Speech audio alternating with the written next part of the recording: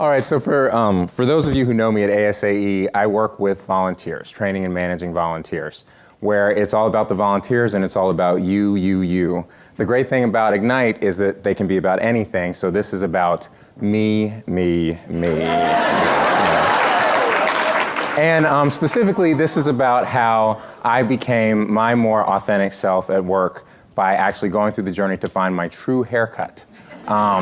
And now I know that this might be kind of, number one, a topic that for a lot of the more fashion conscious in the room, and especially for a lot of you ladies, you have gone through this experience and people think, well, hair, what difference does it make? But hair does make a big difference, and it has made a difference in history, and there have been a lot of cultural events around hair. But first, to start at the beginning, we have to start with my parents, who this is an actual picture, and that was their real hair, and when they went out to the club, they actually had bigger wigs that they wore because those weren't big enough when they went to the club.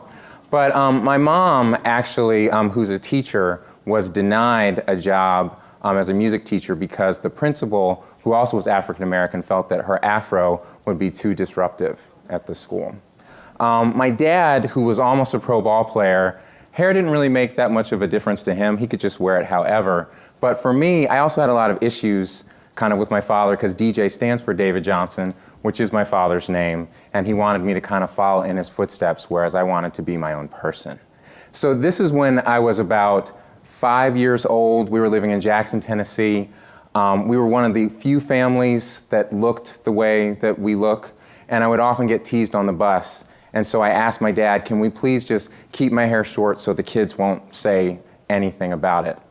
It's funny how sometimes when we have a negative experience about being different, how quickly we want to change ourselves in order to just kind of fit in. So flash forward a number of years later to my first association job. On my first day on the job, some people actually expressed to me, wow, it's really great that you were hired because your boss often says off-color things and about different kinds of hair and was also really homophobic. So I, in the past, really liked superheroes. So I thought, this is great. I'll just be like Peter Parker Spider-Man. I'll be, who I am at work, and then I'll be who I am, kind of at home. But then I started to notice that as there was more of a discrepancy, I wasn't really happy at work. And so eventually I decided, well, wait a minute. I need to find a new job, I need to make a difference, and I need to be myself, and that's when I started going on my hair journey. But so now you're gonna see a bunch of pictures of a bunch of different hairstyles. Some you may agree with, some you may not. And so I apologize to those of you who might not agree, but I didn't change my hair for you. I changed my hair for me. And that's one of the most important things that you have to keep in mind when you're making changes, that you need to do it for yourself and you need to do it for the right reasons. The other thing is it's funny, I spent so many years trying not to be my father and trying to avoid things that he had done and been, that I was kind of scared in a way of revisiting those things. And by, kind of finding my own natural do, I started learning kind of more about myself. Now, sometimes as you start to get more confident, you might go a little Lenny. Yeah, you might go a little too far, but that's okay, because that really helps you kind of find what your own personal center is.